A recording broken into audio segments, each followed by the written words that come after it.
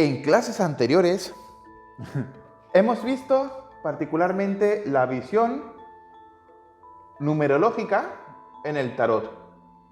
Y estamos desplegando actualmente la visión simbólica. Hoy, que estamos en el tema 8, vamos a hacer lecturas que interconecten ambas visiones, la visión numerológica y la visión simbólica. Y vamos a respetar la primera visión que vimos, que realmente no profundizamos, porque es una visión que lo engloba todo y es la más entrópica de todas, es decir, la más desordenada, que es la visión abierta. Abierta porque directamente no respeta un código cerrado, respeta un código abierto. ¿Qué implica un código abierto? Implica una visión original del tarot por parte del propio profesional. Pero para ello el profesional debe tener una solvencia como tal, porque la visión abierta requiere dominio, confianza y seguridad. Por tanto, hoy quiero centrarme sobre todo en esta clase en cultivar una visión abierta a través de las herramientas que estamos viendo, numerológicas y simbólicas. ¿Qué herramientas numerológicas? Bueno, pues la que hemos visto, que es las direcciones y la conexión que hay entre arcanos, ya que hay 6 versiones de cada número, porque hay 6 familias en el tarot. Y en lo simbólico hemos visto tanto en temas anteriores como en en la clase práctica grabada que hemos estado hablando y demás, hemos visto que hay diferentes ejes. Si no habéis visto la clase aún, pues o bien, si estáis en la plataforma, vais a la clase y la veis, porque hablamos de los ejes simbólicos. Y hablamos también de lo que son los elementos de la representación simbólica. Representación simbólica. Es decir, haciendo un breve resumen, en lo numerológico encontramos la dirección, cardinal fijo inmutable, porque todas las cartas y todos los números tienen una dirección propia que es parte de su identidad. Y además, esa dirección propia, parte de su identidad, es el nombre y el apellido del propio número. Por otro lado, hemos visto la conexión entre cartas a través de las familias. Las familias es otra forma de entender la visión numerológica del tarot. Solamente con estas dos cosas podemos ya tirar cartas y leerlas con solvencia, ¿vale? Pero también hemos añadido los ejes simbólicos, que no son otra cosa que un mecanismo fiable y cerrado de entendimiento de los símbolos del tarot para que el mundo simbólico no se nos vuelva demasiado complejo y abierto, puesto que el mundo simbólico es demasiado abierto, demasiado complejo, demasiado extraño, demasiado raro. Entonces, iba a decir defumado, ¿no? Demasiado de locos, ¿no? Entonces, en ese sentido, como el mundo simbólico es tan extraño, necesita unas pautas, unas normas, y hemos hablado de esas normas con los ejes. Hemos dicho en la clase práctica, hemos dicho que hay 5 ejes, y si no habéis visto todavía la clase no pasa nada, porque la tenéis ahí, la podéis ver cuando queráis. 5 ejes, y a través de esos 5 ejes simbólicos podemos entender prácticamente todo el tarot desde el punto de vista simbólico. Yo os he mandado un ejercicio que está directamente en la plataforma, y hay una sección que es la tarea, que es para entregar el ejercicio si así lo deseáis. Es opcional entregarlo, pero yo os animo a entregarlo. ¿Por qué? Porque es una buena elaboración por parte de vosotros, que sois los estudiantes del mundo simbólico del tarot, y lo vais a entender muy bien. Los ejes simbólicos son una herramienta para trabajar, entender, asimilar y... ¿Perdón? Perdón. Voy a silenciar, ¿vale? ¿Hay alguien por ahí? Bueno, voy a silenciar. Vale, muy bien. Los ejes, como decía, son una herramienta para asimilar, comprender, sintetizar y también interiorizar los símbolos del tarot, ¿vale? Muy bien.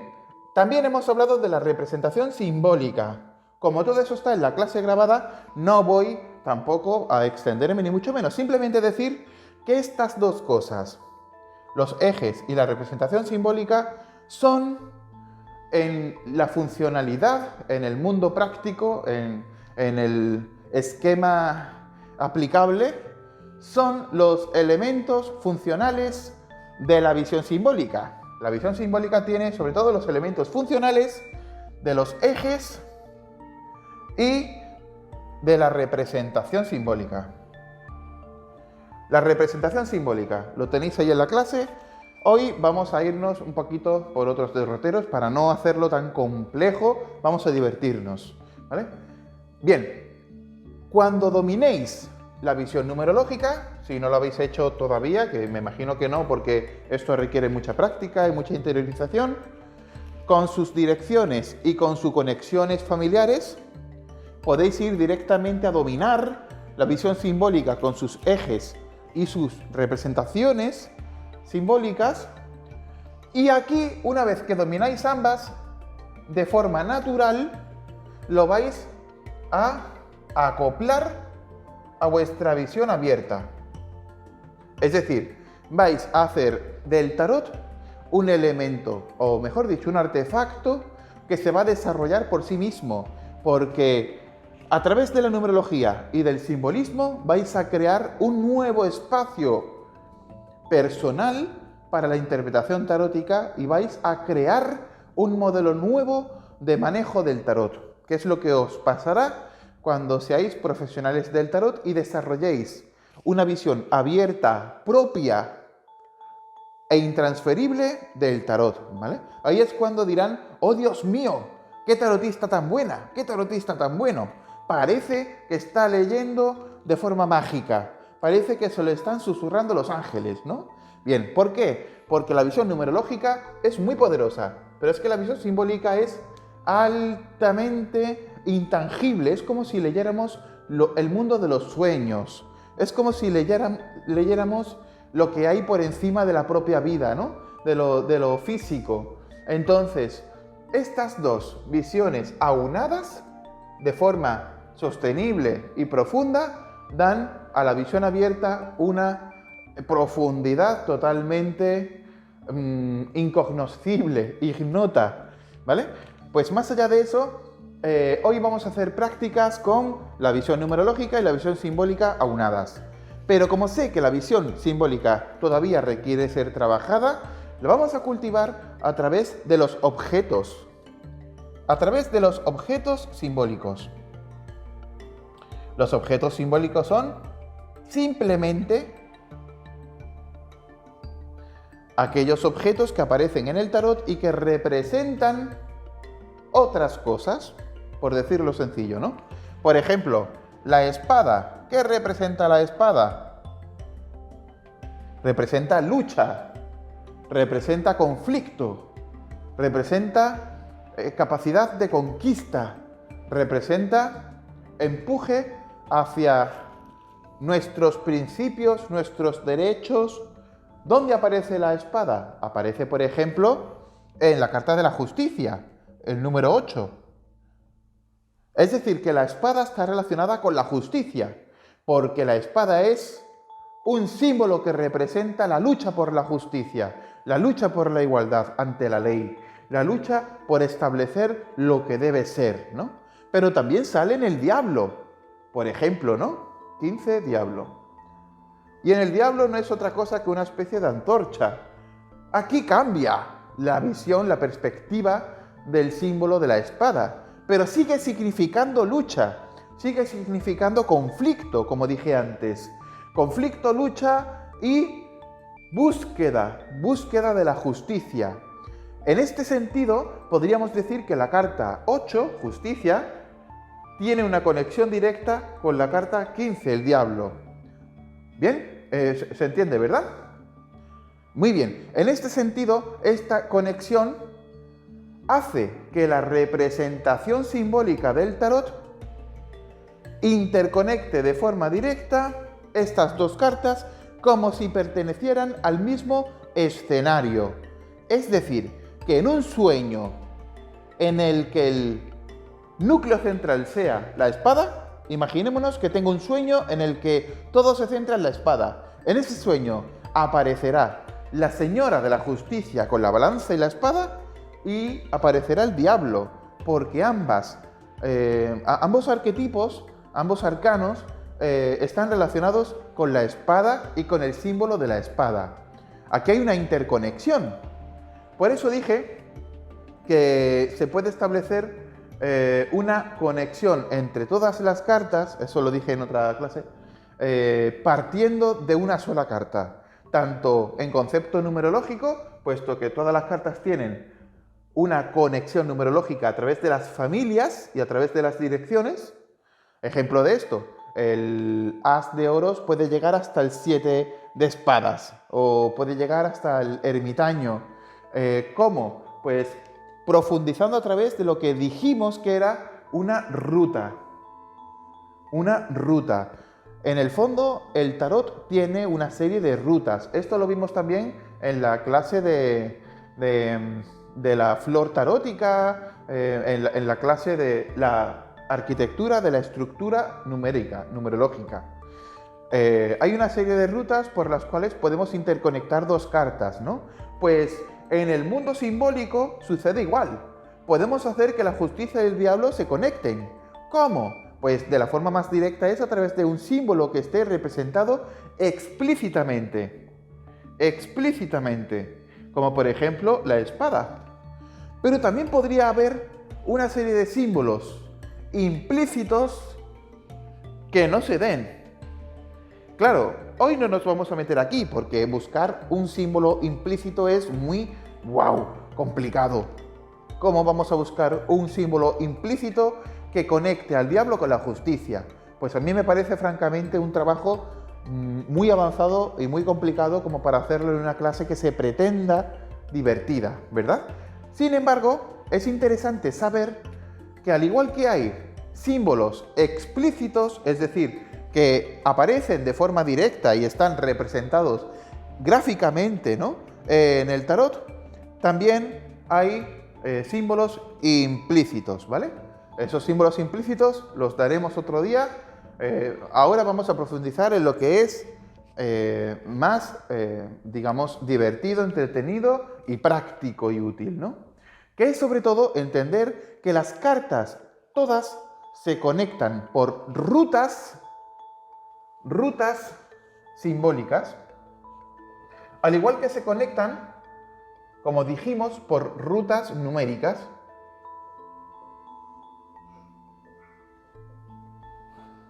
Si por ruta numérica el as de oros, como dije, tiene que llegar al ermitaño, complicado, ¿eh? ¿Cómo puede el as de oros llegar al ermitaño? Bueno, numéricamente el as de oros es un 1 y el ermitaño es un 9. Por tanto, ambas, para empezar, son números de cambio. ¿Recordamos que dijimos que el 1 y el 9 eran números de cambio? Y dijimos del 2 al 8 eran números de evolución. ¿Nos acordamos de esto? Estupendo.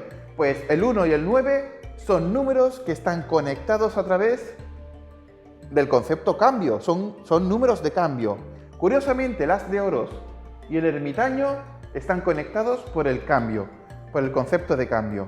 Pero para hacer una ruta numérica más sofisticada, podríamos irnos del as de oros, que es un 1, al mago, que es un 1. y del mago al ermitaño, que es un 9.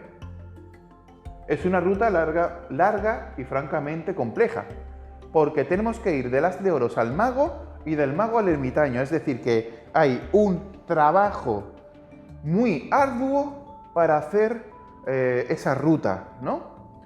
Pero Antonio, Dime. el gas para ejemplo al mago tiene que pasar por todos los arcanos menores de su familia. Realmente la respuesta factible sería sí. Es decir, en términos teóricos debería pasar por las familias colindantes para llegar. Sin embargo, el hecho de pasar por las familias para las de oros no representa un sacrificio, un esfuerzo o una dificultad añadida. Por tanto, a efectos prácticos, aunque a efectos teóricos yo tenga que decir que sí, a efectos prácticos el mago está conectado con el as de oros porque en la propia carta del mago están los oros. En la mesa está representada este palo. Por tanto, podríamos decir que hay que pasar por una larga ruta a través del resto de los palos, pero la verdad es que el mago ya tiene oros. Por tanto, no hay una dificultad añadida para que el as de oros se encuentre al mago, puesto que son correlacionables, son colindantes. Más allá de eso, en términos teóricos, siempre hay que pasar por todos los palos, pero en términos prácticos, generalmente un mismo número se toca. Es decir, el mago se toca con el as de oros, que se toca también con el resto de unos. Porque el concepto sería que el mago y la fuerza se hallan en un centro y el resto de arcanos menores se hallan en un espacio circundado. Es cierto que no se tocan, puesto que lo vimos en el ideograma del hombre tarótico, es decir, que en las fuerzas del ser humano las energías no se tocan como tal siempre, tienen que estar anexas, juntas, ¿no? Pero el mago y el as de oros tienen una relación directa por la propia naturaleza de la carta, ¿vale? En términos teóricos no se tocan, es decir, en términos teóricos hay que pasar por el resto de palos para poder llegar, pero a efectos prácticos el pasar por el resto de palos no es un esfuerzo para la persona representada aquí. Es decir, si aquí el mago representa a un trabajador que se dio de alta hace un año y que tiene una hamburguesería, ¿vale? Es el dueño de una hamburguesería. El as de oros, para llegar al mago, no tiene que hacer un gran esfuerzo, puesto que el mago alberga tanto la energía de los bastos, como la energía de las espadas, como la energía de las copas, como la energía de los oros, puesto que dijimos, en el monográfico del mago dijimos, que el mago ya incorpora todo eso, ¿vale? Por tanto, a efectos prácticos, todos los arcanos mayores, y cuando digo todos es todos, a efectos prácticos, todos los arcanos mayores pueden llegar a los arcanos menores sin gran esfuerzo, o con un esfuerzo que realmente es anecdótico, ¿vale? Por tanto, a efectos prácticos yo diría, no te preocupes por eso. ¿Qué pasa? Que para decirte eso tengo que explicarte todo lo anterior para que tengas en cuenta que aunque te diga no te preocupes, ten en cuenta que a efectos teóricos el esquema es el que es, ¿vale? El mago pasa obviamente por el fuego, pasa por el agua, pasa por el aire y llega a la tierra. Pero el mago ya ha hecho ese trabajo o está haciendo ese trabajo. Puede llegar fácilmente, de forma directa. Podríamos decir que es una ruta directa, ¿ok? De forma directa a las de oros. ¿Y qué pasa? Que ahí sí que no se puede eludir el esfuerzo. El mago tiene que llegar al ermitaño. Por tanto, ahí vemos que la ruta es bastante larga. Tiene un total de 9 pasos, creo, ¿no? 1, 2, 3, 4, 5, 6, 7, 8 y 9, ¿no? 9 pasos en la ruta. Digamos otras dos cartas cualesquiera. El diablo y la papisa, ¿no? Diablo y papisa. Pues numéricamente el diablo y la papisa se encontrarían. Primero el diablo tiene que llegar al papa,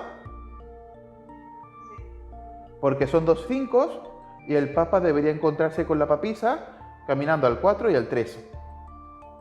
Claro, esa sería como más rápida que el mago en Britania, ¿no? Muchísimo más. En 4 pasos llega, pero es que además los pasos son pasos muy fáciles para el papa, porque el papa entiende y domina la naturaleza del emperador. El papa le dice al emperador: oye, que mañana tienes que cerrar las fronteras. Y tiene que cerrar las fronteras. El papa tiene más poder que el emperador. ¿Por qué? Porque el poder del papa es un poder divino. El poder del emperador es un poder temporal, es un poder terrenal. ¿Vale? En el tarot, el 5, el papa tiene más poder que el emperador. Pero es que además el papa tiene más poder que la emperatriz. Es decir, que se torea fácilmente a la emperatriz y al emperador. Y son los pasos que tiene que dar el papa para llegar a la papisa. Por tanto, el diablo llega a la papisa fácil. La puede dominar, ¿vale? Obviamente, todo esto necesita un contexto para hacerlo un poquito más lógico. Así que vamos a un contexto. Vamos a crear un tipo de tirada que se llame la tirada de las rutas. ¿A que sería interesante? Vamos a verlo. Me imagino que sería interesante, depende de cómo se enfoque. Vamos a ver la tirada de las rutas. ¿Cómo sería esto? Pues, por ejemplo, dime. No, para nada. Que va, yo estoy en mi mundo y estoy feliz. No te preocupes. Bien, la tirada de las rutas, ¿en qué consiste? En hacer una línea de escritura, es decir, vamos a hacer una línea de escritura horizontal de toda la vida, a 2 cartas. La primera carta va a tener, ¿recordamos lo que es la garantía y la posición? Muy bien, va a tener la garantía que vamos a llamar comienzo de ruta. La posición 1 tiene la garantía comienzo de ruta. Y la garantía 2, en la posición 2 tiene la garantía fin de ruta. Entonces preguntamos cualquier cosa. Vamos a poner un ejemplo práctico, como por ejemplo, la primera persona que nació en el año 2000. Es que me gusta preguntar por gente que no conozco. ¿Cómo se encuentra en el amor? ¿Vale? Vamos a preguntar eso. Un buen ejemplo. Tirada de la ruta. ¿Cómo se encuentra en el amor esta persona que nació? La primera persona que nació en el año 2000. Vamos a verlo. Ejemplo a 2 cartas. El corte es el loco. Y luego tenemos emperador y rueda de la fortuna. Por tanto tenemos loco, emperador y rueda.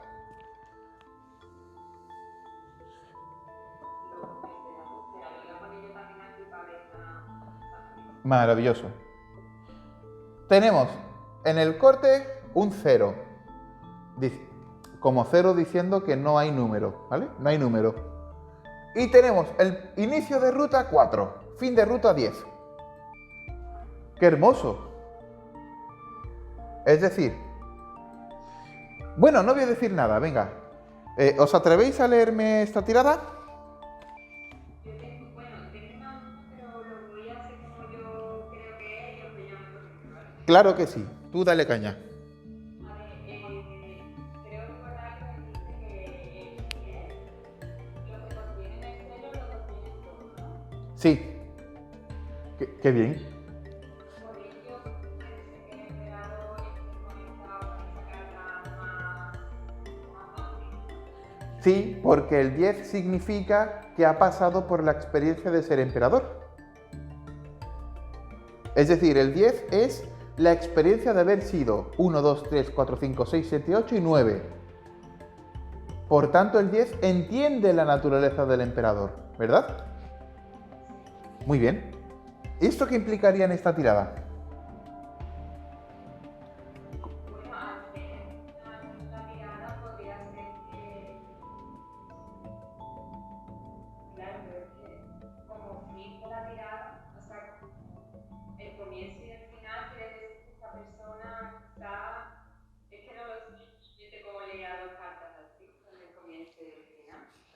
Pues, venga, pues voy a hacer yo una lectura de ejemplo, ¿vale? Muy bien. A ver, primero voy a partir de la conexión. A ver, es la misma familia, pero la última carta está entre familias. Es el típico cuñado que está pero no está. ¿Vale? Es decir, el cuñado forma parte de la familia, pero también es cuñado de otra familia. Es algo raro. Entonces, en ese sentido, forman parte de la misma familia. Hay una conexión clara. Pero hay que dar, creo que 5 pasos, ¿no? 4, 5, 6, 7, 8 y 9, ¿vale? 5, 6, 7, 8 y 9. Hay que dar 5 pasos para llegar al 10. Es decir, como conexión está diciendo que hay un camino por recorrer todavía, ¿vale? Pero ese camino parece ser que es un camino sólido. Es decir, que la primera lectura que podríamos hacer es: hay un sendero por recorrer de aquí hacia el futuro y el sendero es sólido. ¿Por qué es sólido? Porque el emperador garantiza una estructura. El emperador es el número 4, garantiza una estructura, garantiza una serie de fijezas. Y nos vamos a las direcciones. El emperador es cardinal de fijo. Lo que quiere decir que la persona a la cual hemos preguntado, está comenzando ahora mismo a cerrar una relación duradera y fija. Está metida en una relación y la relación se está fijando, se está haciendo sólida en el tiempo. Es una relación seria. Tan seria como que quiere vivir con esa persona para siempre. Porque es cardinal de fijo. Una persona que llega a fijo quiere vivir esa experiencia de forma infinita, no de forma finita. ¿Vale? ¿Me explico bien? Muy bien. El fin de la ruta es el 10, es decir, va a darlo todo, va a llegar hasta el final. Es una persona que está dispuesta a llegar hasta el final de la relación y morir de viejitos. Porque el 10 es toda la experiencia posible de los números anteriores. ¿Qué simbolizan los números anteriores? Simboliza vivir en el mundo social, vivir aquí abajo con esa persona. Y pasar por el 5, por el 6, por el 7, por el 8 y por el 9 y llegar al 10. Y además te sugiere una cosa esta tirada. Te sugiere que ellos comenzaron hace tiempo, han sido novios durante una temporada buena y ahora están en la fase 4. Es decir, están haciendo la relación sólida de por vida. Vamos, que están a 2 pasos de casarse. Vamos, como quien dice.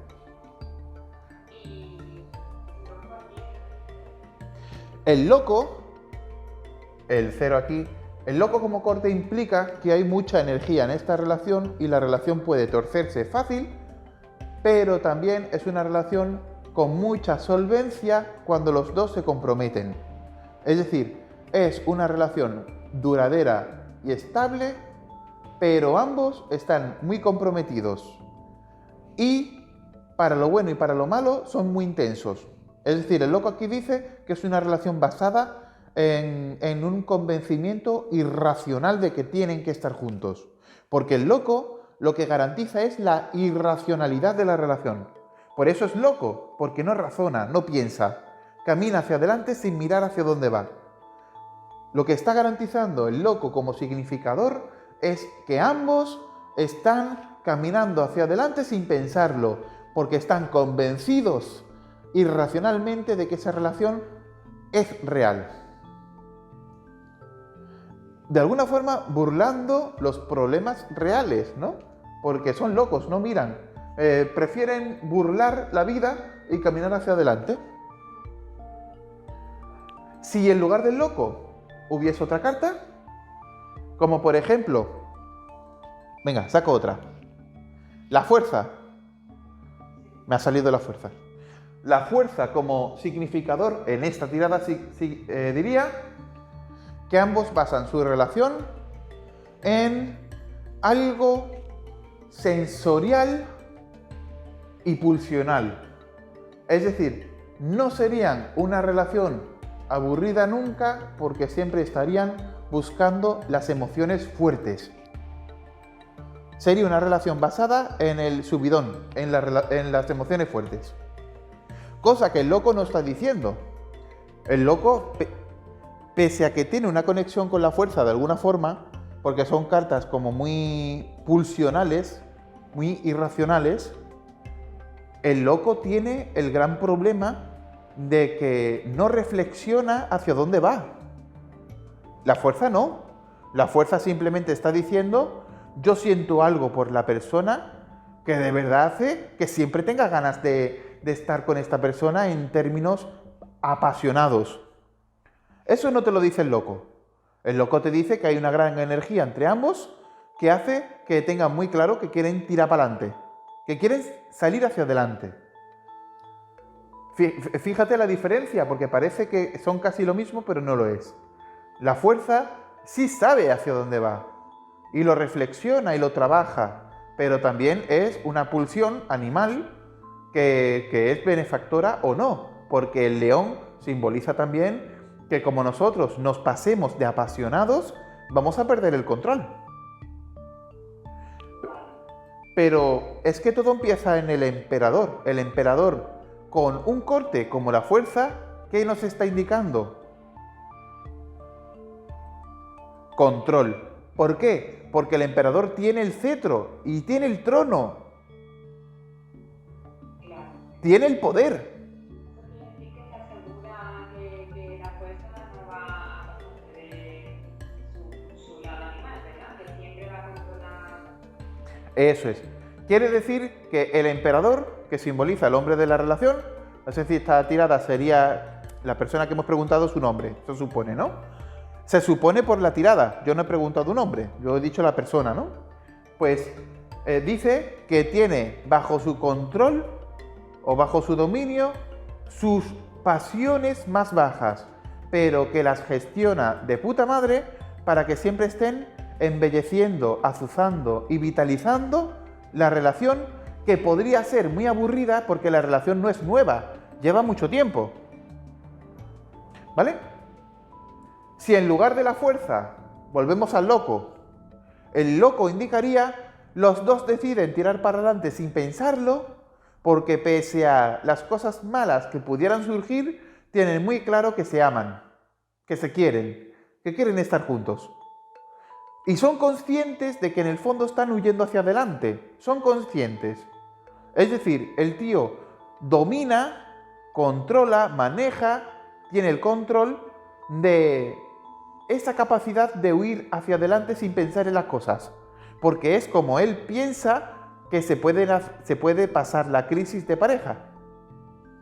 No me están hablando de crisis de pareja, pero el loco indica que lo mismo hoy me apetece estar contigo, increíble, que lo mismo mañana tengo muy claro que te amo y te deseo y que quiero estar contigo toda mi vida, pero estoy raro y no te aguanto. ¿Me explico? Porque el loco está loco. Es decir, es muy intenso para lo bueno, pero a veces es muy intenso también para lo no tan bueno. Muchas relaciones están basadas en el loco, porque no tienen el control. Y cuando tienen el control del loco, lo que hacen es terapia, porque se dan cuenta de que el loco es un factor de inestabilidad. El loco aporta inestabilidad, pero también aporta vitalidad. Por tanto, ¿qué haces? ¿Reprimes el loco? No lo puedes reprimir, porque si lo reprimes, aunque hagas estabilidad, quitas vitalidad. Tienes que aprender a canalizarlo, tienes que aprender a controlar la inestabilidad del loco, que es lo que está haciendo el emperador. El emperador está tomando el control del loco, diciendo: yo aquí tomo toda la vitalidad, pero cuando estemos inestables vamos a tirar de control. Es decir, tú no me aguantas y yo no te aguanto, pero nos amamos. Ok, vete con tu madre a comer, que yo me voy con mis amigos. Fin. Eso sería un buen ejemplo de esta tirada. Se entienden en las malas y en las buenas, ¿no? Por decirlo así. ¿Vale? Me he explicado bien, ¿no? Estupendo. Ahora, con esta misma tirada, de una forma muy rápida, sin darle mucho bombo y tal. Vamos a conectar estas cartas a través de los símbolos. ¿Vale? ¿Hay algún símbolo que conecte el 4 con el 10? Uf, qué complicado. Los colores, muy bien. Yo todavía no estoy hablando de los colores porque en un futuro hay un tema entero de colores. Pero es cierto que hay colores que interconectan estas dos cartas. ¿Verdad? Y además, más de un color. Además, son cartas vitalistas. Aunque hay que decir que el emperador está marcado sobre todo por el elemento tierra. Es una carta muy muy asentada, ¿no? Muy pesada. Y si te das cuenta, la rueda es más acuática. Va fluyendo. De hecho, no solamente porque la rueda sea como una rueda de molino, es decir, que es una rueda que gira, sino porque el propio suelo de la rueda, si te das cuenta, tiene un principio acuático. Es como un terreno movedizo. Es decir, que la rueda no está tan estable. ¿Vale? ¿Perdón? Eso es. Hay un dinamismo total. Ahora, puedo decir una cosa, aunque no sea evidente, pero creo que es interesante. El dinamismo puede ser un elemento simbólico que los conecte, porque el emperador se está como haciendo pipí, está como que se quiere levantar. ¿Vale? Perdona que lo diga así, es para que se entienda. ¿No te parece que el emperador está sentado pero no? Porque se está como haciendo pipí, es como que se quiere poner en marcha, está fluyendo algo, quiere moverse. El dinamismo, el movimiento forma parte de estas dos cartas. Podríamos enlazar directamente estas dos cartas simbólicamente a través de las ganas o la pulsión de moverse, porque el emperador quiere moverse, pero tiene que estar sentado. O sea, le están haciendo como una especie de retrato. Yo me imagino, de verdad, me imagino abriendo el cuadro del emperador, me imagino que al otro lado hay un pintor que le está retratando y le está diciendo: usted no puede moverse, estoy haciendo su pintura. Y él está ahí con el cetro, sentado diciendo: me está pesando el cetro y me estoy haciendo pipí. ¿Verdad? Pero quiere moverse, necesita moverse, pero no puede. ¿Y la rueda qué? La rueda un poco igual. La rueda se está moviendo todo el rato, pero no es que quiera estabilizarse, es que necesita parar un poco para encontrar tierra firme. De hecho, la tierra que tiene la rueda no es tierra firme y la rueda necesita tierra firme para poder estabilizarse. Pero bueno, tiene que moverse también, las dos cosas.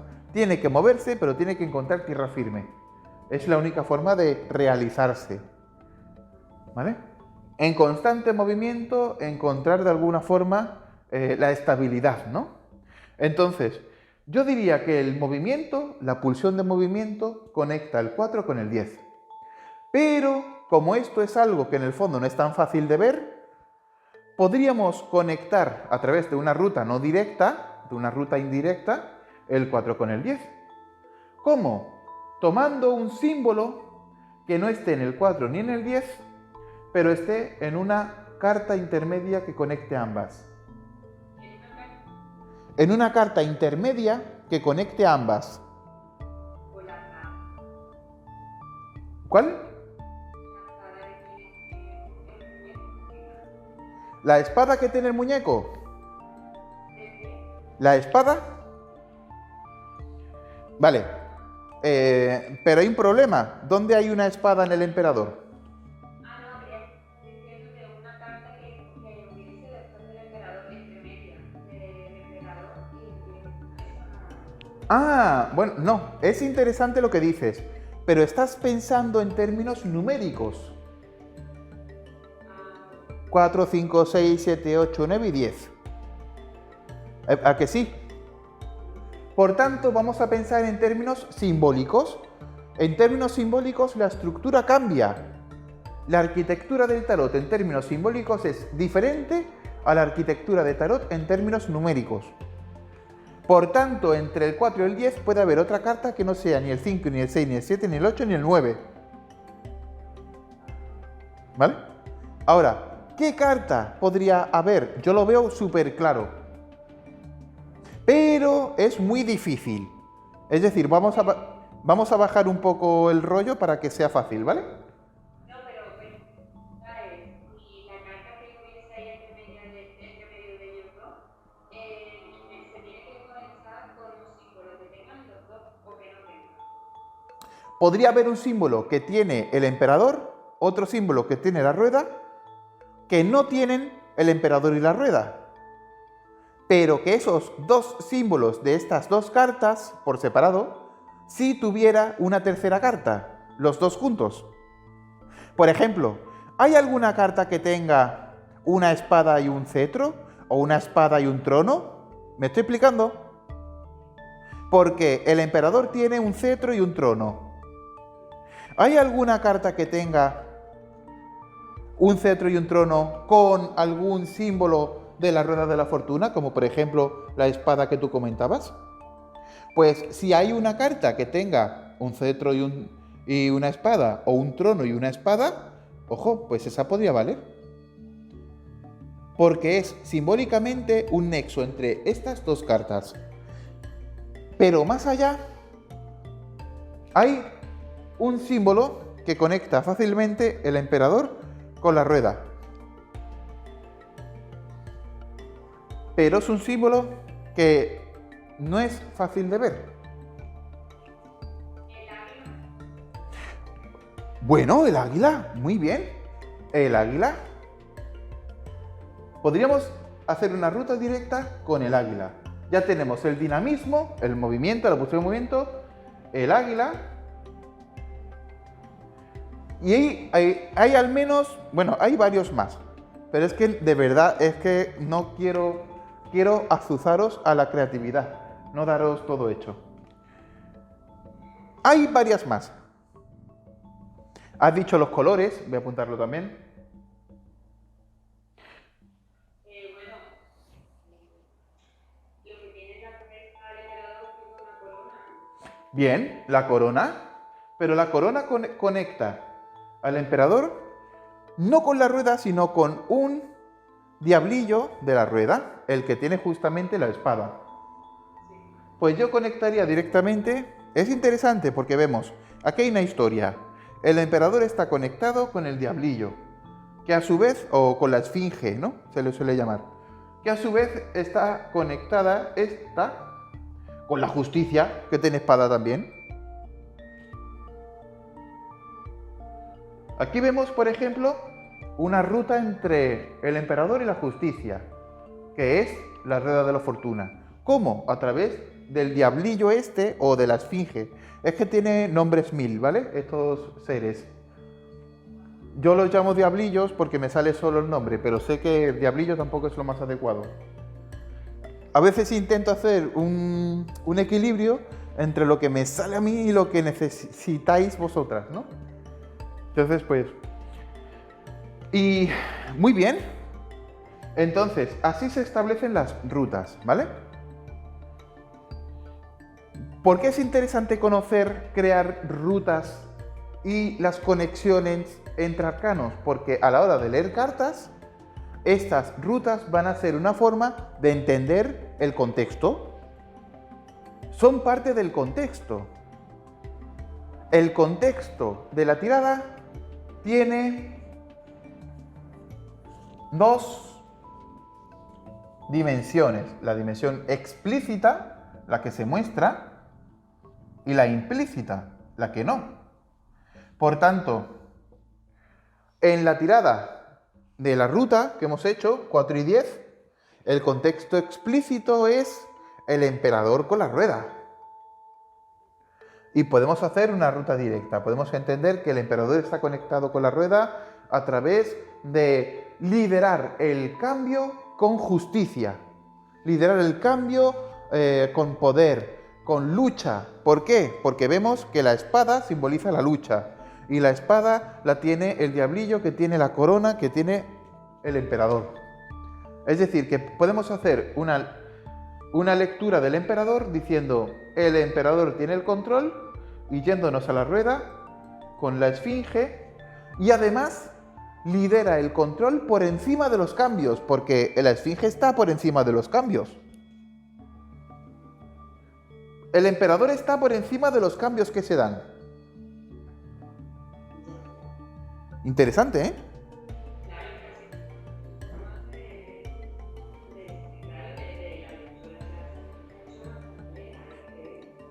Claro, por eso no quiero tampoco, yo tengo mi dualidad interna entre azuzaros a hacerlo más complicado o intentar hacerlo más sencillo. Entonces, por eso siempre estoy reculando, ¿no? Es decir, hay un elemento más y después digo, hay 5 más. Tampoco quiero abrumaros, ¿no? Pero, dime. Hay infinitos más. Porque, a ver, de forma explícita hay varios. No sé si 5 porque no los he contado, pero fácilmente puede haberlos. Lo que sucede es que la rueda... ¿tú tienes Jodorowsky?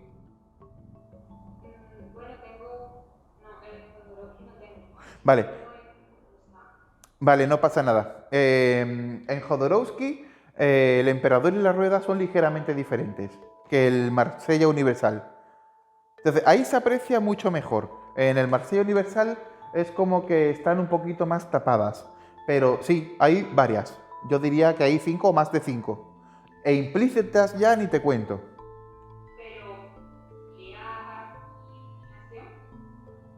¿Perdón?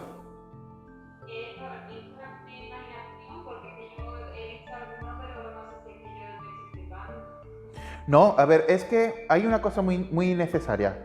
De hecho, lo comento en la clase grabada. Hay una parte que yo te tengo que decir, obligadamente, porque tengo que darte herramientas para trabajar el tarot.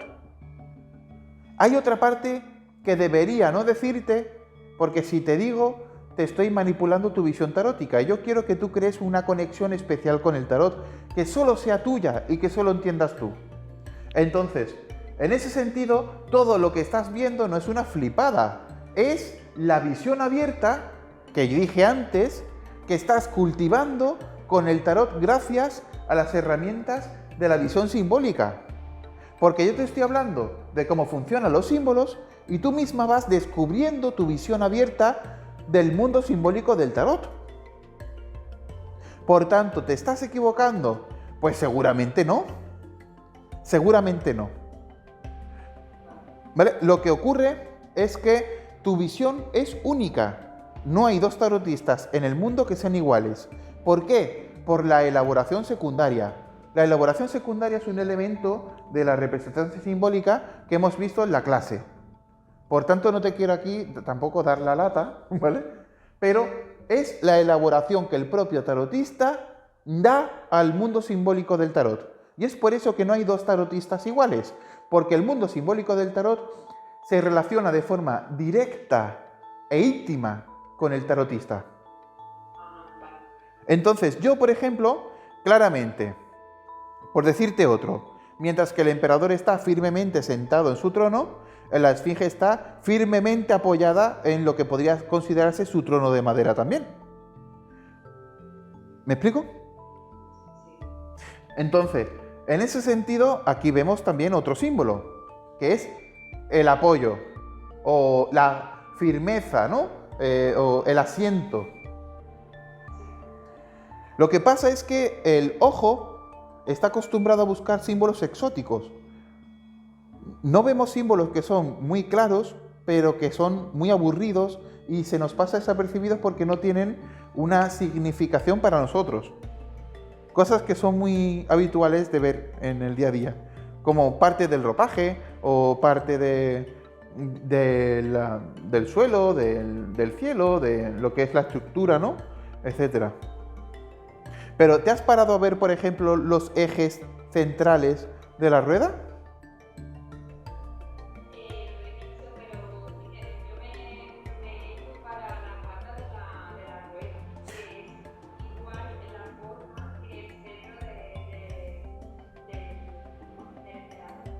que es igual en forma que el cetro. O sea, sí, claro. O sea, el palo y el centro lo que tiene dentro de... Sí, sí, sí, sí. Pero claro, si yo creo que ya es que pues la caja de la rueda tiene la misma forma. Muy bien. ¿Sabes qué significa esa forma del cetro?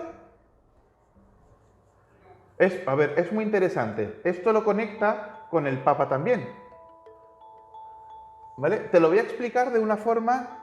te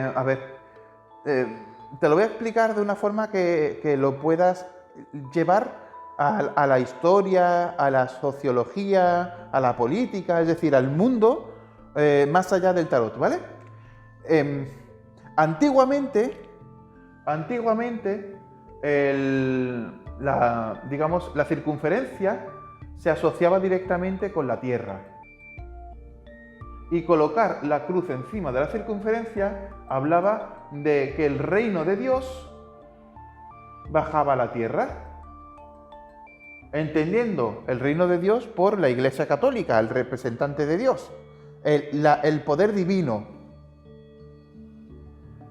Entonces, esta visión de lo crucífero con lo circular habla de la unión del poder divino con el poder terrenal.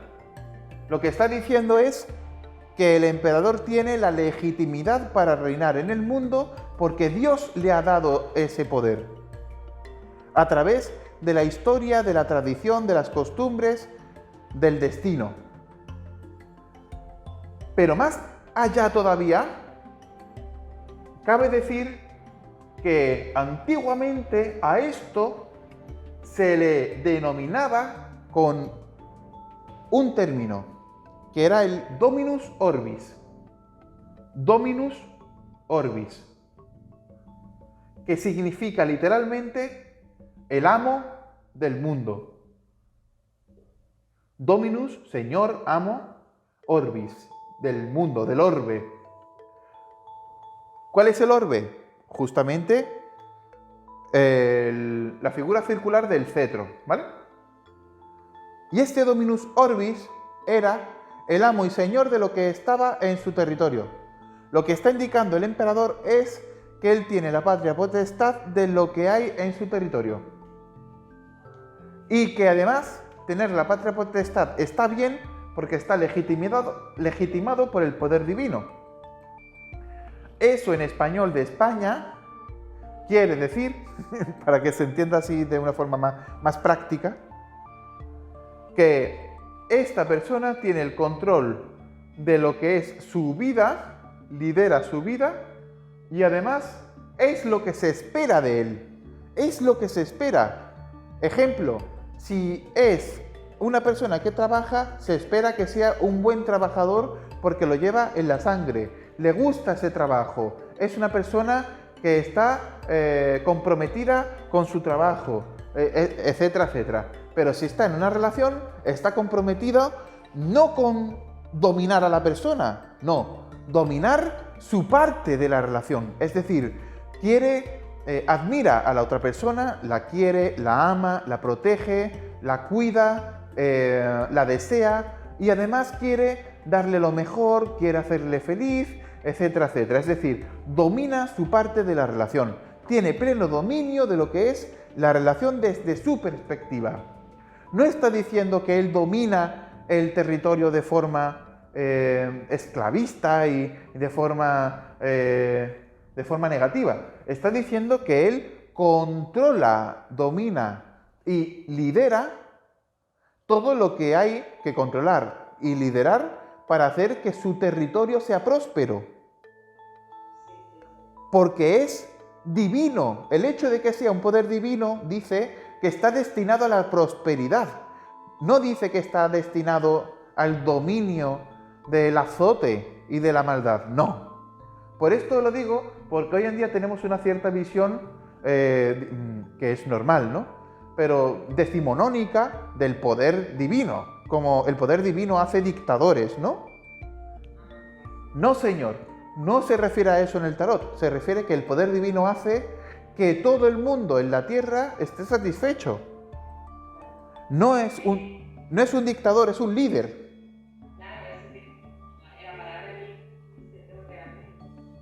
Claro, ¿vale? Eso significa el cetro. Tiene la legitimidad divina para ser un líder en la tierra. Y el nombre que se le da es el Dominus Orbis. ¿Vale? Uy, pues para empezar, el emperador no puede existir sin que el Papa le conceda la patria potestad o la potestas, porque el Papa es el representante del poder divino en la tierra. Pero aquí hay un elemento interesante. Cuando un ser humano se ha convertido en el emperador, no significa que le hayan regalado ese epíteto. Significa que por méritos propios ha llegado a ser emperador. Porque aunque en su destino esté ser emperador, por fin ha llegado a su destino. Es decir, una persona puede estar destinada a ser un gran músico, pero para llegar a ser un gran músico tiene que pasar por una serie de sacrificios, de trabajos personales, ¿no? Pues aunque su destino sea llegar a ser emperador, llegar a ser un gran músico, llegar a ser un gran psicólogo, llegar a ser un gran comunicador, lo cierto es que primero tiene que ser mago, luego papisa y luego emperatriz. Y luego ya llega a ser emperador, lo que implica el nombre de esto, hoy estoy también de muchos nombres, perdóname. El término para hablar de esto es el cursus honorum. ¿Te suena? Vale, pues ya tenemos cositas para buscar. Cursus honorum es el término histórico, histórico porque estamos viendo tarot, que es un elemento atemporal, más allá de los tiempos modernos, ¿no? Cursus honorum es lo que la persona tiene que realizar para llegar a legitimarse en su posición. El emperador tiene que hacer el cursus honorum para llegar a ser un emperador reconocido, respetado, legítimo, amado, deseado, admirado, aceptado. ¿Qué de palabras? Y el cursus honorum es lo que hace un político cuando se tira 40 años desde lo más bajo hasta llegar a ser presidente del gobierno. Antiguamente, en la República Romana, se hacía un cursus honorum obligatorio. Tú tenías que empezar siendo el edil más pequeñito, siendo trabajando en una prefectura, trabajando en cualquier cosa y poco a poco ir ascendiendo hasta convertirte en cónsul sine collega o convertirte directamente en un senador reconocido, de renombre, que llegue literalmente a ser o el cónsul o un cónsul sine collega, como digo, o directamente, cualquier emperador no, porque tú no llegas a ser emperador por esos méritos, ¿vale?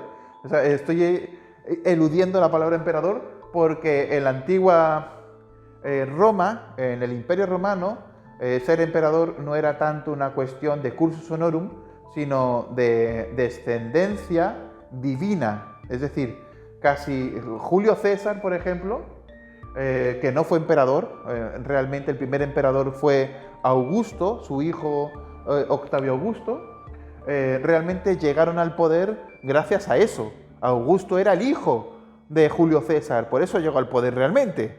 Es decir, pero está dentro del cursus honorum formar parte de una línea de tradiciones que te lleva a ser el monarca o a ser el líder, ¿no? Como por ejemplo, Felipe VI tiene un cursus honorum, porque desde que nació está destinado y liderado hacia la monarquía. Eso es el cursus honorum. Vale que haya nacido para eso, destinado, pero Felipe VI se lo ha currado, ha aprendido idiomas, ha aprendido a elaborar lo que es su propia legitimidad como monarca. Que si no, le habrían pegado la patada muy fuerte, porque España está como está.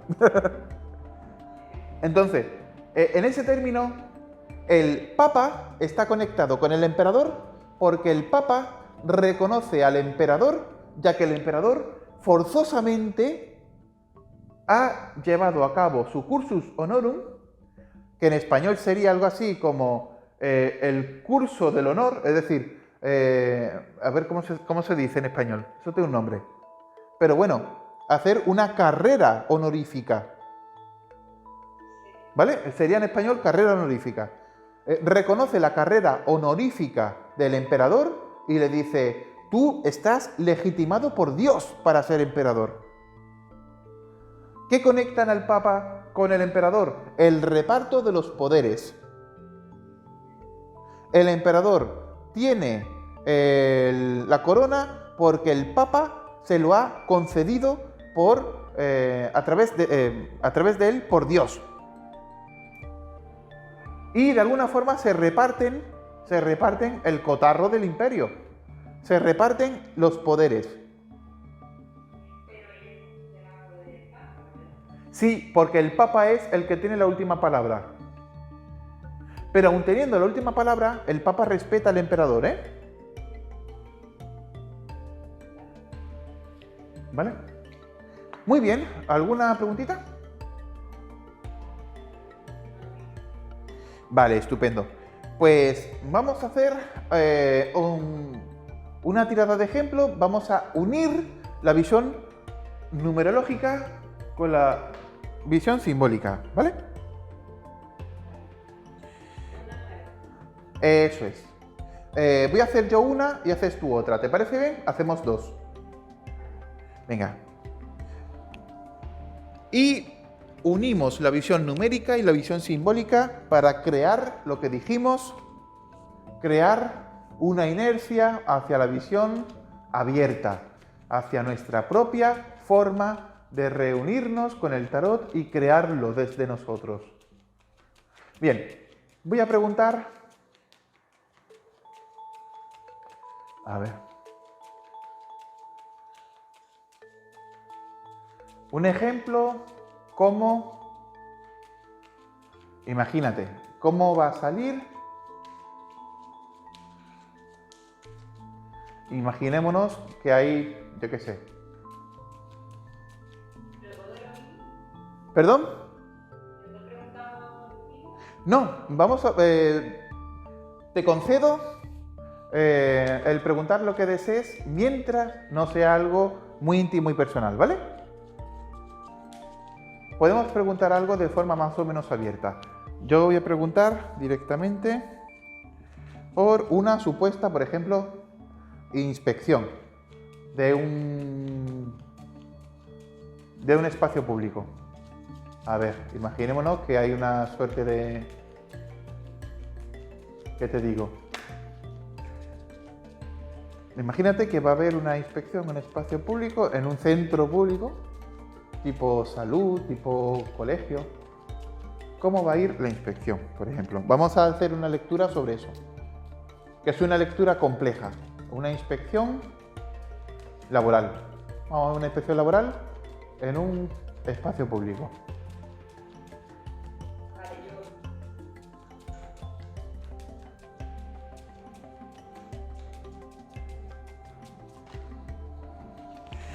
Muy bien. ¿Tienes ya tu tirada? Nada, tranquila.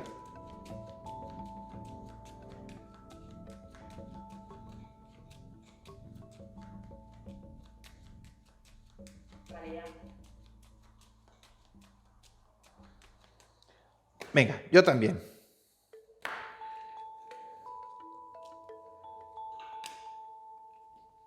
Muy bien.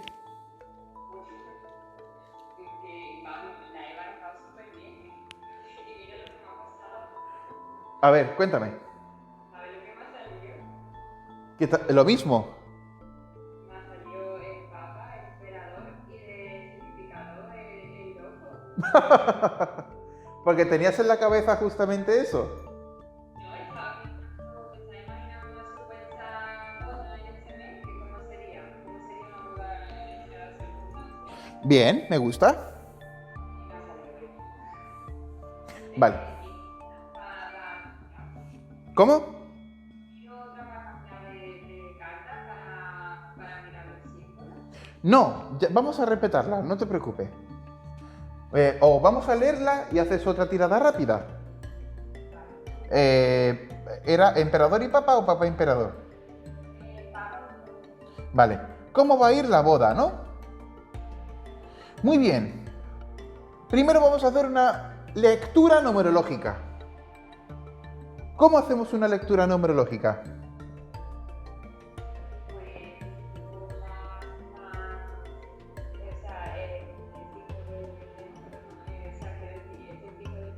Muy bien. La dirección, ¿no? O el movimiento. Vale, hay fijo de fijo y por otro lado cardinal de fijo. Bien, ¿esto qué implica? Implica que es algo, o sea, algo muy sólido, muy estático. Uh-huh. Y que bueno, que va a derivar un poco en una energía un poco más, ¿cómo se dice? Un poco más, ay, en una energía un poco más, en la energía cardinal, ¿cómo es? Vale, sí, un poco. A ver, ¿a qué te refieres en concreto? A ver, explícamelo con otras palabras. Yo me refiero a que la situación con la pareja es un poco como que han dado el paso de la boda para renovar un poco la energía, como Vale, para darle un poco de... de vidilla. Sí. A ver, vale, interesante. Con lo que me has dicho, yo diría lo siguiente. En primer lugar, la boda está repensada, retrabajada y está súper ceñida. Es decir, es muy difícil que la boda salga mal porque está todo pensado. Si pasa X, Y. Si pasa Y, Z. Hay mucha fijeza. La fijeza alude a eso, a estar todo muy pensado, muy elaborado. Más allá de eso, lo que tú dices es cierto. Pasamos de fijo de cardinal a de fijo de fijo a cardinal de fijo. Lo que implica una suerte de construcción. Aquí lo que se añade es el hecho de que la boda no va a ser ni divertida. Porque hay un principio de sofocante perfección, todo tiene que salir bien, todo tiene que ser según las condiciones, etc. El 5 es fijo, aburrido, sofocante, agobiante. Y el 4 lo que está diciendo es que hay una dualidad entre el poder temporal y el poder terrenal, por decirlo así, ¿vale? A ver, ¿dónde se ve la dualidad? Aquí, aquí te voy a contar una cosa que creo que no lo he dicho nunca así, tal cual. Cuando se dan la espalda el emperador y el papa, se están respetando y todo va bien.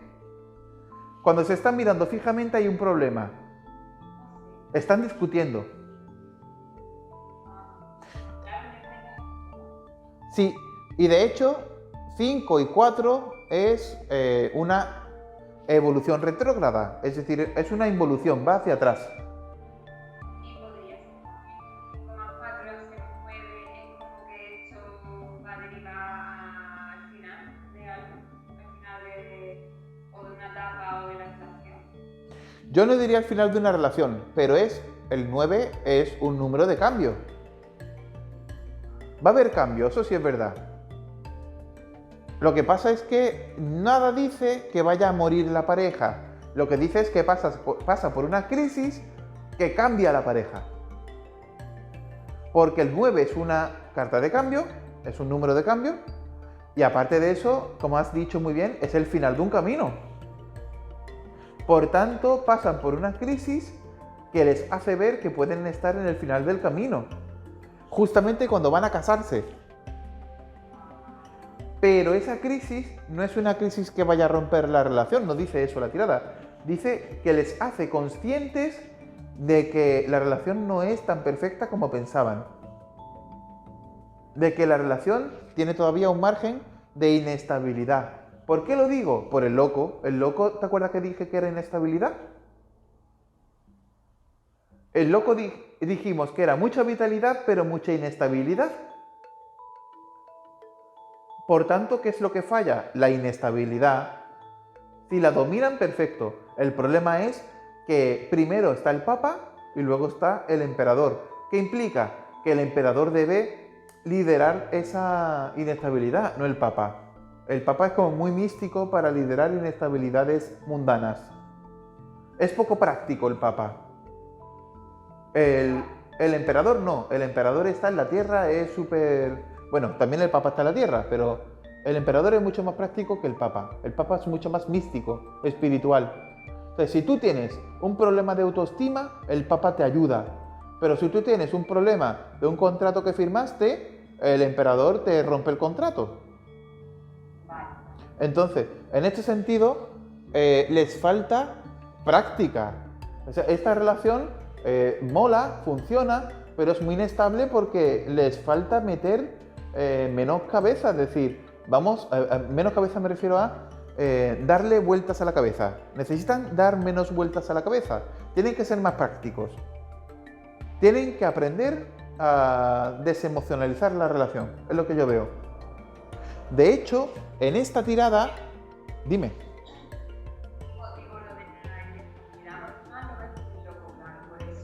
Por el loco, solamente.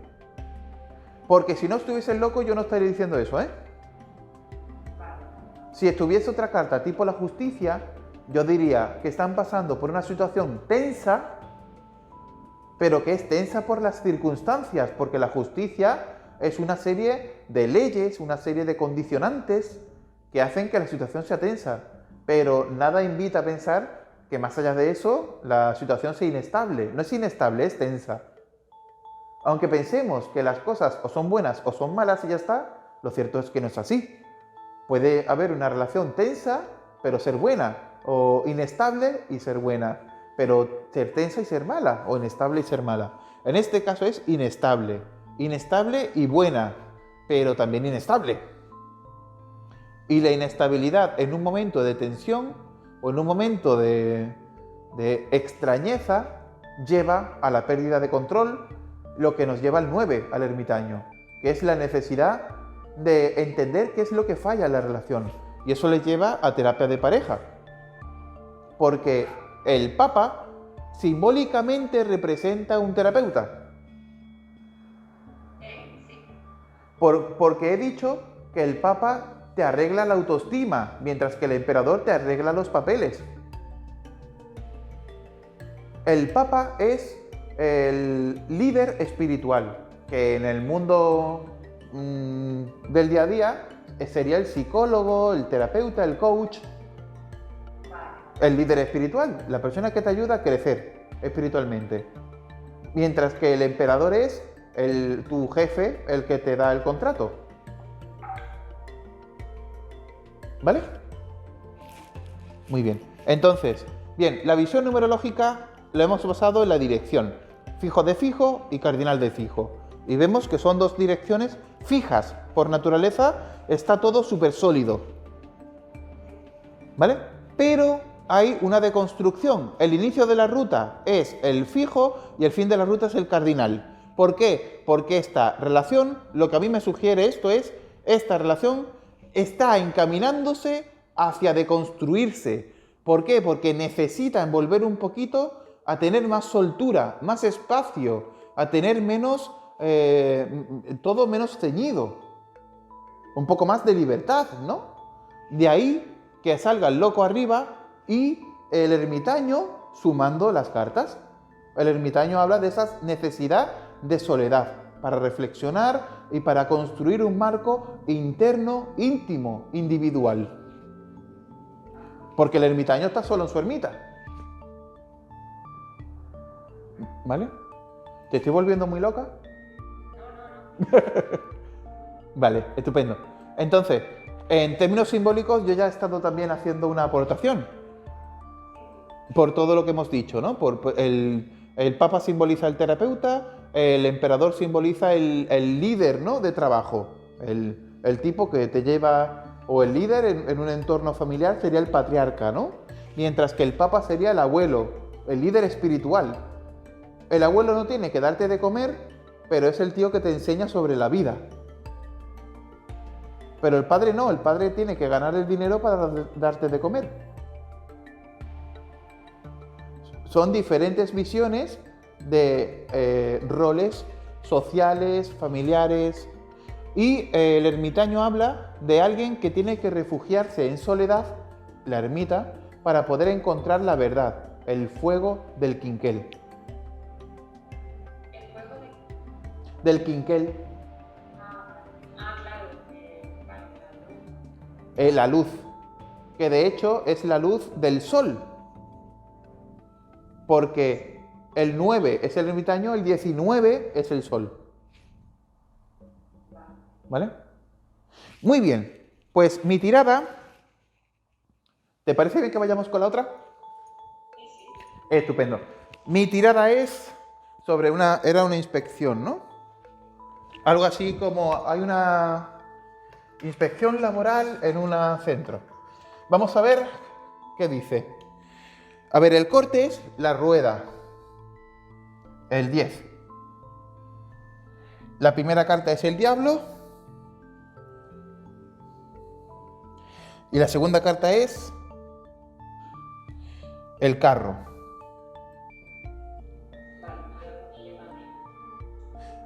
Muy bien. La rueda.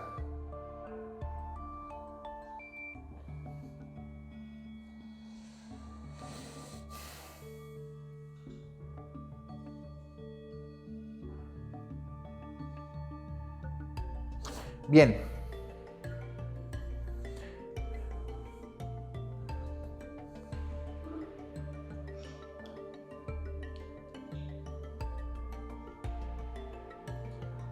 ¿Qué es lo que vemos aquí? Es una tirada compleja, ¿eh?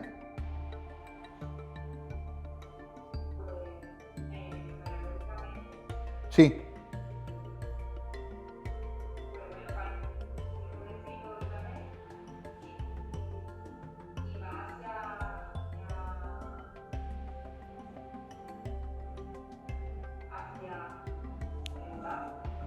Muy bien. A ver, fijo de fijo. Y va hacia cardinal de mutable, ¿no? Muy bien.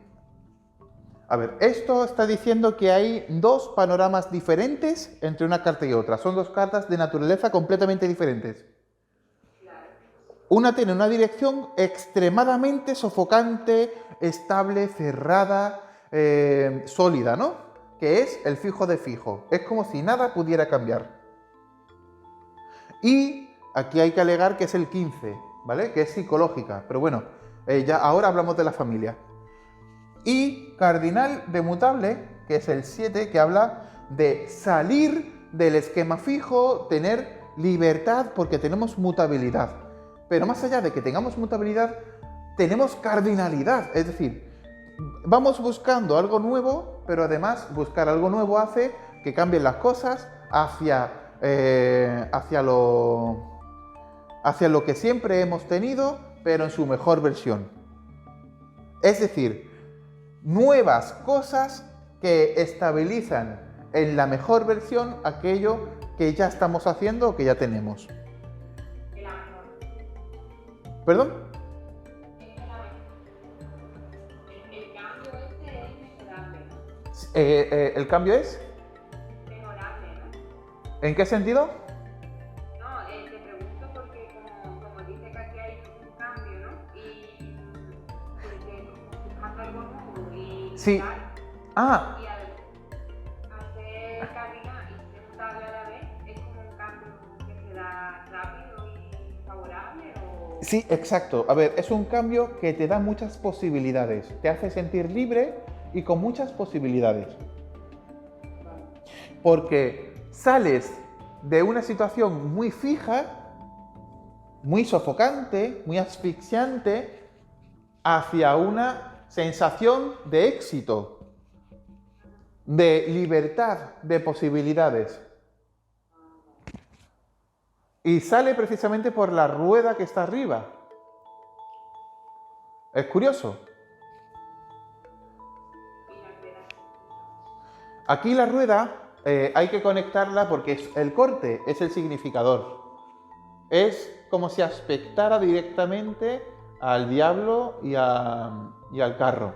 Aquí la rueda está diciendo que las circunstancias en términos normales son favorables hacia la cardinalidad y hacia la mutabilidad. Es decir, que la fijeza del principio es artificial, es ficticia, es inducida, es patológica incluso, porque el fijo de fijo que tenemos, si nos vamos a lo simbólico, es el diablo, que el diablo representa las profundidades de nuestro averno, representa nuestra debilidad, representa una situación que saca la confusión, saca los peores atributos nuestros, porque estamos en debilidad, en confusión, en una actitud egocéntrica, en el sentido de que solo pensamos en aquello que nos hace sentir mal, una posición de víctima. Cuando digo egocéntrico no me refiero a arrogante, me refiero a que solo pensamos en lo que tenemos porque estamos muy preocupados. Hablo de preocupación, etc. ¿Me explico? Entonces, el diablo es que viene que ni pintado con lo que hemos preguntado. El diablo habla de atributos de preocupación, victimismo y cierta fijación. De hecho, fijo de fijo, más fijo no puede ser. Fijación mental. ¿Por qué? Por miedo. El miedo produce fijación. Todo el día pensando lo mismo. Oh, Dios mío, me va a pasar esto, oh, Dios mío. Me explico, ¿no? Por tanto, la rueda lo que está diciendo es que en condiciones normales todo va hacia el 7. Por tanto, la pregunta que hemos dicho, ¿cómo va a salir una inspección? Está diciendo la tirada que si dejamos que las cosas vayan fluidas, sale bien. Si intentamos con la preocupación y esas fijaciones y esa debilidad que tenemos, si nos metemos en lo ilegal, y ahora explico en lo ilegal, ¿vale? Si intentamos mentir, intentamos falsear documentos, intentamos salirnos con la nuestra con métodos no legales, etc., puede salir mal. ¿Por qué? Porque la rueda y el carro te están diciendo todo sale bien. Pero la primera carta está diciendo el miedo, la confusión, la debilidad pueden hacer que finalmente se intente falsear las cosas para que forzosamente salgan bien. Ejemplo de esto. Oh, Dios mío, en este centro escolar, en el año pasado no se hizo este documento bien. Pues corre, crea un documento falso, hecho ahora que parezca que fue hecho en la época y pégale el cambiazo.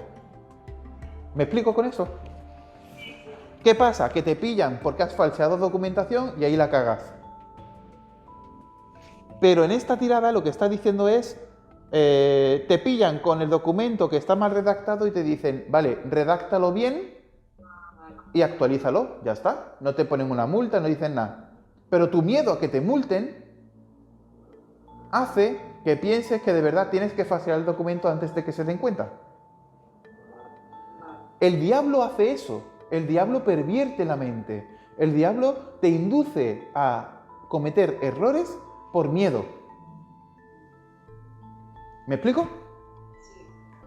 Entonces, que salga en la primera carta está diciendo que partimos de un escenario mental, porque el diablo es psicológico, porque pertenece a la familia, ¿verdad?, de Arcanos Mayores 2. Tenemos un escenario mental que nos paraliza, nos genera estrés, nos genera preocupaciones y confusión. Y fruto de eso podemos actuar de forma errónea. ¿Cómo podríamos actuar de la forma correcta? Viendo las cosas desde un punto de vista más pragmático, no dándole vueltas desde el miedo, centrándonos no en el miedo, sino centrándonos en el pragmatismo. A ver, ¿qué ha pasado? Esto, ¿cuál es la verdad? Esta, ¿cómo defenderla? Esta, así, ya está. Entonces, imaginémonos que hay, pues dicen que la inspección sale bien porque más allá de que haya cosas, porque el diablo dice que nos preocupamos por algo. Es decir, hay una inspección, nos preocupamos por algo, pero sale bien la inspección porque, bueno, porque lo que hay o no se dan cuenta o es mínimo. Y yo tengo aquí una cosa que no sé si se puede relacionar también con una ruta, pero bueno, no es numérica, es simbólica. Bueno, al estar los tres personajes del arcano en las tres cartas así iguales, son tres y más o menos en la misma posición. Ah, claro. La triangularidad de los personajes. ¿Qué es lo que podría decir aquí en esta tirada? De hecho, se me ha pasado hablar de eso, es curioso. Bueno, es que hay una clase en el futuro que ya está grabada, de hecho, que habla de esta cosa. Mira, esta dualidad... Mira, el diablillo... Vamos a partir del diablo, ¿vale? El diablo es una figura central que de alguna forma lo absorbe todo. Los diablillos que están en los laterales no son protagonistas. El protagonista es el diablo. ¿Vale? De igual manera, en el carro pasa lo mismo. El protagonista es el carro. Los personajes asociados nos están diciendo cosas del personaje central. Por ejemplo, el diablo está diciendo que los diablillos realmente pueden escaparse, pero no lo hacen porque piensan que no pueden escaparse. Vemos que aunque estén atados, ¿veis que tiene cuerdas y demás? Bueno, pues las cuerdas, ¿qué están? ¿Súper tensas o están en plan, están sueltas? Están flojas. Los diablillos pueden escapar cuando les dé la gana, pero no escapan porque piensan que no pueden escapar. De ahí el engaño del diablo que decía. La triangularidad en el tarot se basa principalmente en la relación, en una interrelación de poder o de transferencia. Ejemplo de esto también. Ves que el diablo es una figura central que está como, voy a decir, está como bizqueando, ¿vale? Perdona, es que estoy aquí tumbado. Que está bizqueando, ¿verdad? Bueno, en el tarot original el diablo está como mirando hacia adelante con un ligero bizqueo. Bueno, pues justamente uno de los diablillos tiene en su torso, bueno, en su cadera, en la zona inclinal, tiene una marquita justamente triangular. Pues si te vas a la carta del sol, el sol, que es la figura central al igual que el diablo, bizquea mirando hacia adelante de la misma forma. Y uno de los niños tiene también esa marca triangular. La triangularidad es una constante en el tarot porque está diciendo qué personaje central lleva el liderazgo de la acción y cuáles son los arquetipos de nosotros que están sometidos a esa acción. En el ejemplo del diablo, la figura central es el miedo, es la preocupación, es el pánico, es la ansiedad. Y los diablillos son los arquetipos de nosotros, o la parte de nosotros que siente ese miedo y piensa que no puede escapar y que está encordado, está sujeto al diablo. Pero no es así. Entonces, está hablando de diferentes arquetipos. Por un lado, el yo que crea el miedo, que crea el pánico y que de alguna forma se ríe de mí mismo. O sea, dentro de nosotros hay un diablo que se ríe de nosotros, pero es que ese diablo somos nosotros. Porque alimentamos constantemente pensando ese diablo, lo creamos. Pero más allá de eso, también somos el diablillo que teme al diablo, que quiere escapar pero no puede. O mejor dicho, quiere escapar, pero no lo hace. ¿Por qué quiere escapar y no desea escapar? Es una buena pregunta. ¿Qué es lo que te ata al diablo? El miedo. El miedo. Pero es que el miedo no es lo que te ata al diablo. Es lo que legitima la presencia del diablo. Lo que te ata a él es la creencia errónea, uno, de que el diablo es real cosa que no es porque lo has creado tú. Y 2, de que no puedes escapar. Son 2 creencias erróneas. 1, que el diablo es real, cosa que no es verdad. Y 2, que no puedes escapar porque estás atado y no es verdad. Pero eso emana del miedo, por eso has dicho el miedo, claro que sí. Lo que ocurre es que quería especificar. Vale. Porque no escapan por el miedo, escapan por la creencia errónea de que no pueden escapar. Y por la creencia errónea de que el diablo es real. Vale. Y esa es la parte de nosotros que se rige así, ¿verdad? Exactamente. Es que el diablo nuestro es así, ¿no? Siempre es así, ¿no? Y claro, y yéndonos al carro o a la rueda, los personajes son diferentes funcionalidades arquetípicas de nosotros. Porque la figura central del carro es ese yo que se levanta todos los días y dice, venga, yo soy el mejor, yo puedo ganar dinero, yo puedo llegar no sé cuánto, yo puedo sacarme la carrera, soy la hostia, venga, vámonos, yo valgo un montón. Me conecto a Facebook, a Twitter, a Instagram y subo mi mejor foto, subo la mejor versión de mí, escribo un post que parece que soy súper culto porque estoy diciendo cómo debería ser el mundo, ¿no? Todos estáis equivocados, el comunismo es malo, el fascismo es malo, o esto es bueno, o tal, ¿no? Eso es el carro.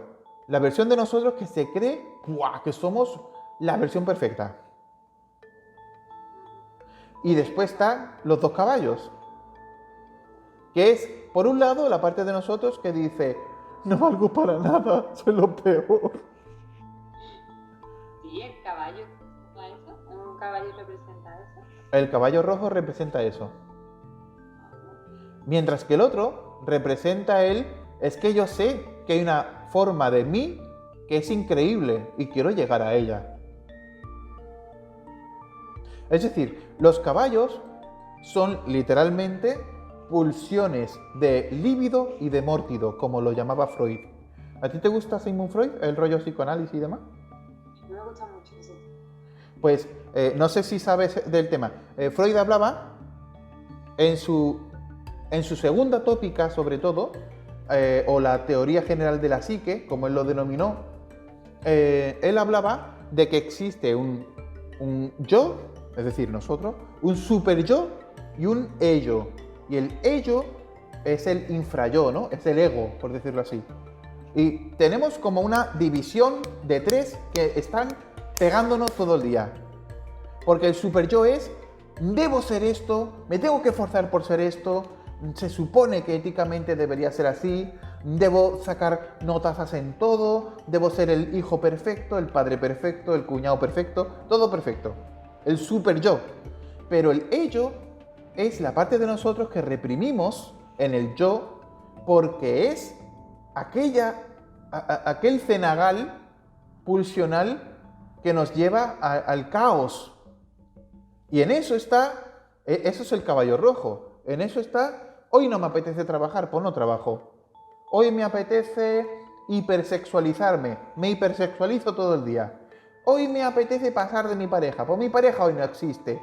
Hoy me apetece ser infiel, pues voy a ser infiel. Hoy me apetece llorar, pues voy a llorar, voy a decir que no valgo para nada, no valgo para nada, no valgo para nada. O me apetece gritar a mi familia, pues entro y grito a mi familia, sin pensar en cómo mi familia se siente, da igual, el caballo rojo no piensa en las consecuencias. Es esa versión de nosotros que se deja llevar por la histeria, por el dolor, por la ira. Y todos lo tienen. ¿Perdón? Todos lo tienen, ¿no? Todos. Lo que ocurre es que cada carta es un grado, un refinamiento, una maduración diferente. Por ejemplo, los diablillos no son como los caballos, pero representan también esa dualidad del alma, del super yo y del ello, es decir, se supone que debo ser perfecto, pero hoy no me quiero levantar de la cama, se supone que tengo que trabajar mucho, pero hoy soy un vago. ¿Qué hago? ¿Nunca te ha pasado eso? Es decir, es que se supone que hoy debería apetecerme trabajar, pero es que solo me apetece no trabajar. El tener esa dualidad extrema entre mi angelito y mi demonio. Pues en el centro está el yo que toma las decisiones, el yo que invalida al demonio y valida al ángel, o al revés, que invalida al ángel y valida al demonio. Pues el triángulo significa generalmente eso, ¿vale? Significa, además lo he enlazado con Freud porque me parece muy concreto. La teoría general de la psique tiene eso. Y además, no solamente hay una estructura psicológica basada en el triángulo, en la tríada, sino que además hay dos tipos de energías, según Freud. La libido, que es lo que hace que tengamos ganas de vivir, que está en el angelito, y la mórtido, que tengamos ganas de matarnos y de morirnos. ¿Vale? Que es, además, que la energía de Tánatos lo llamaba, ¿no? Sí, Tánatos. Entonces, energía de muerte. Energía de Eros y energía de Tánatos, lo llamó así, ¿vale? Se puede decir que el caballo azul representa el Eros y el caballo rojo representa el Tánatos, ¿no? Es decir, el angelito que nos lleva a la muerte, ¿no? Y el angelito que nos lleva a la vida. ¿Vale? Entonces, espero que no se me esté yendo mucho la cabeza con esto, pero es que es muy interesante porque se puede hacer psicoanálisis también con la carta. Entonces, ¿qué es el carro? La persona central, ¿no? Representa el yo, nuestro centro, que está preparada. O sea, la persona que está preparada para lidiar con esos dos caballos. Y que además, si te das cuenta, es que está manejando los dos caballos, está dominando los dos caballos. Directamente lleva el carro. O sea, tiene el control, claro, y el diablo no lo tiene. O sea, lo tiene, pero no lo controla. O sea, sí, también, ¿verdad? Controlarlo, ¿no? Siempre lo controla realmente. Solo que en el diablo decide controlar a través del miedo, porque la figura central es el diablo. Es decir, ¿qué versión de mí domina en el diablo? La versión de mí que es victimista, que es preocupadiza, que es tóxica. Y en el carro es al revés, la versión de mí que es benefactora, que es súper guay. ¿Vale? Y en la rueda, eso es mucho más sutil. Tenemos que hablar de la rueda. En el monográfico de la rueda voy a hablar de esto. Porque además el monográfico de la rueda es dentro de 3 cartas. Estoy grabando. Es decir, que queda poco de esa triangularidad. Porque además la rueda está girando constantemente, ¿eh? Lo que implica el hecho de que esté girando, aunque en la carta está estática, no se ve que esté en movimiento. Pero la rueda tiene que girar para estar viva. Porque la rueda representa el sistema circulatorio en lo que es el cuerpo humano. Entonces, cuando en una tirada aparece la rueda, implica, si la pregunta es benefactora, que el sistema circulatorio funciona. Pero si sale, por ejemplo, rueda con colgado, por ejemplo, implicaría que no nos funciona bien el riego sanguíneo. Pero literal. Entonces, en ese sentido, la carta de la rueda habla de que la vitalidad viene gracias al flujo. Y en esta tirada dice eso, que las cosas fluyen solas y por eso funcionan. Que nosotros no tenemos que esforzarnos tanto. El resultado sería la persona que lleva a cabo la inspección no se tiene que esforzar tanto. O la persona que tiene que realizar la inspección, o la que recibe la inspección, simplemente tiene que hacerlo según los cánones legales y ya está. ¿Vale? Pero que el miedo está ahí. Si está tirada fuera de otra cosa, de una relación de pareja, la relación fluye sola, pero los miedos pueden sabotear la relación. Si fuese de un trabajo, el trabajo tira para adelante, pero las preocupaciones y los miedos pueden hacer que demos pasos en falso en nuestro trabajo, que al final minen nuestras posibilidades de prosperidad. Vale. ¿Vale? Claro, el diablo es como que está ahí, o sea, en esta tirada de 2 es que está siempre ahí, ¿no? Y aunque vaya prosperando, como es el caso, pero es como que hay que estar echándole cuenta, ¿no? Sí, porque el diablo cuando está en una tirada o sabotea o es saboteado. Es decir, o yo controlo a mi diablito interno o el diablito hace que mi negocio sea una locura. Porque llego, le grito a mis clientes, grito a mis trabajadores, robo dinero de la caja y desaparezco. ¿Dónde está el jefe? El jefe no hay quien lo encuentre, etc. Caos, locura. O yo lo controlo, lo que quiere decir, no me apetece estar en el trabajo, pero estoy en el trabajo.